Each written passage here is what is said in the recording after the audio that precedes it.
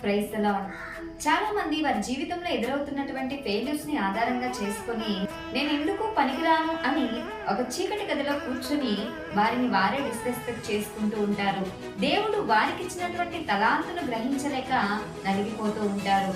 అయితే దేవుని యొక్క వాక్యం చెప్తుంది, మార్కు సువార్త 4వ అధ్యాయం 21వ వచనం, దీపము దీపస్తంభం మీద నుంచబడుటకే కాని కొంచెము కిందైనను మంచము కిందైనను నుంచబడుటకు తేబడలేదు కదా.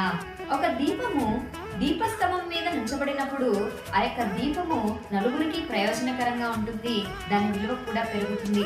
అదే దీపము కొంచెము కింద ఉన్నప్పుడు ఎవరికి ప్రయోజనకరముగా ఉండదు, అలా ఉండకపోగా దాని విలువ కూడా తగ్గుతుంది. నీవు ఇలా చీకటి గదిలో కూర్చొని నీ సెల్ఫ్ ని డిస్రెస్పెక్ట్ చేసుకుంటున్నంత వరకే నువ్వు ఒక ఫెయిల్యూర్ది. అయినా ఇప్పటి వరకు కొన్ని వందల సమస్యలు దాటి వచ్చిన నీకు ఇప్పుడు ఎదురవుతున్నటువంటి సమస్య పెద్ద లెక్కేం కాదు.